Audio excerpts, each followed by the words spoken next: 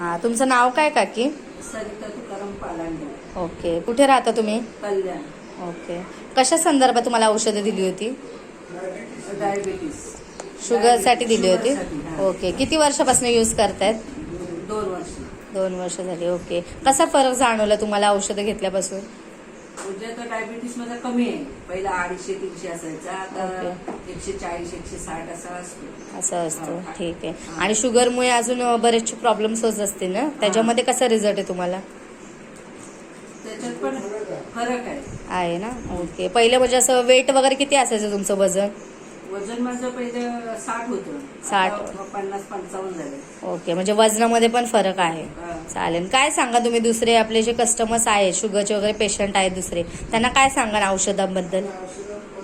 ह्या औषधात फरक आहे. ओके, हा.